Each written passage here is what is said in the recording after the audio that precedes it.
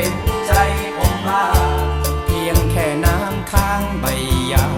ก็พออาชีพเป็นกรรมกรผมขอวิงวอนนายจ้างคนไทยขอบคุณพี่คาราบาวที่บอกพวกเราไม่ต้องร้องไห้ขอให้เห็นใจไทยใหญ่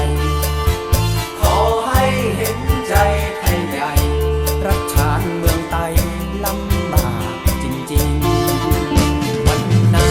ถ้าหากได้ดีแผ่นดินพื้นนี้จะอยู่ในใจขอบคุณพ่อหลวงของไทยที่เพื่อร่มใสให้เราไทยใหญ่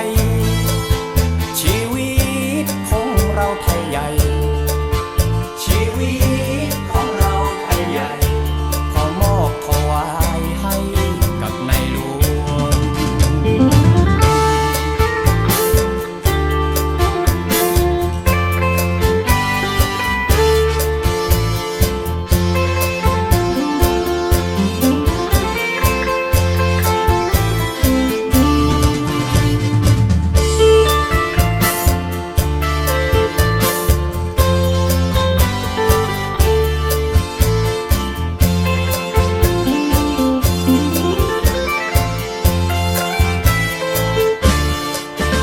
จากถิ่น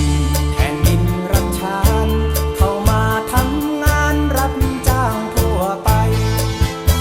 ลักลอบหลบหนีเข้ามา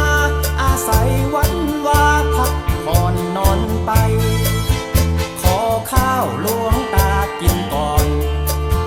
ขอข้าวหลวงตากินก่อนเก็บแรงพักผ่อนไว้ไปสู่งาน